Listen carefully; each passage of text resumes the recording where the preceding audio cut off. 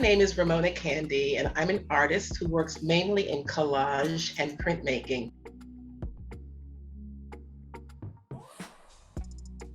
My mother, single mother of four, the most fantastic creative person in the world.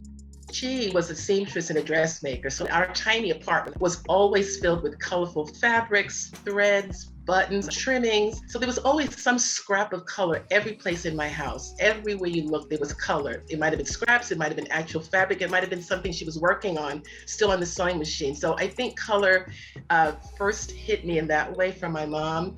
And then of course, being a dancer of Caribbean and African work, color is everywhere. Color is everywhere in the costumes, in the kind of folklore we're telling about. I wanted to dance my whole life, but I also was very interested in painting and drawing because my mother did a lot of drawing. So I never knew which was my first art. I just say both of them entered my life at the same time, and I'm passionate about both of them. Even though I don't dance now, I'm always watching dance. I love to move. I called myself at one time a choreographer on canvas because I love movement as well as color. I love movement on my canvas. So my work is always moving. There's always a place to go. Every painting, I start with a sketch, a light sketch, and then I cover the canvas with a light wash of acrylic paint. I get heavier and heavier in the paint as I go along, deciding what colors I want to be where. And I always challenge myself when I paint. I say, can you create this painting without adding anything but acrylic paint? Can you just leave out the paper altogether? And I get to a point where I say, nah, just one piece of paper here. And next thing you know, my entire canvas is covered with different kinds of papers. Most of my work is collaged, even the portraits that look like they're all paint. So every one of my paintings has something extra other than paint itself.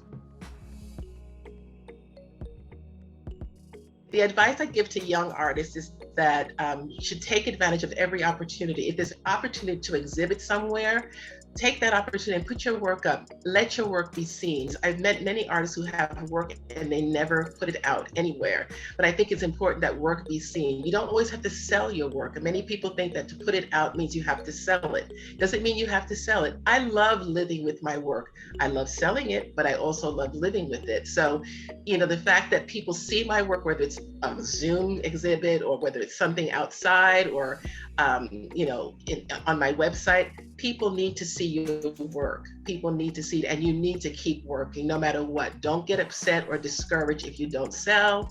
If someone says something negative about your work, take that in stride. I remember when I first started putting my work out after my dance career, people would say things that, there weren't too many negative comments. It mainly said things like, why are you charging so much? And I wasn't charging much at all, believe me. And what happened with that was I took that and I said, okay, well, that's cool. That gives me a little bit of inspiration as to, what people are liking, what people don't like, and who to pay attention to, who not to pay attention to. Because many people say things because they can't do what you do.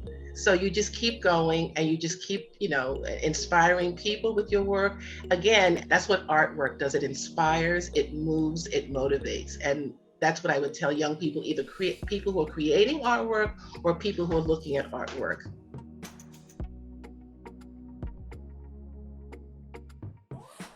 I am absolutely thrilled that my work is representing the United States in Timor. Two of the pieces are figurative pieces. One is called Marigot, and Marigot is the capital city of French side of St. Martin. I was there several times, and what really struck me about Marigot was the colorfulness of the market scene.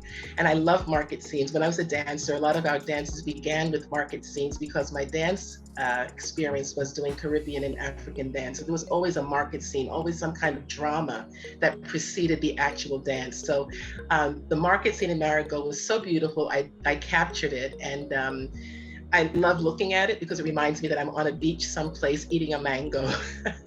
The other piece was a scene in the Bahamas, a Nassau in the Bahamas, and it's a piece called Conch Shells and Starfish. And it was a scene of these people selling conch shells as souvenirs to tourists on at the dock in Nassau, Bahamas.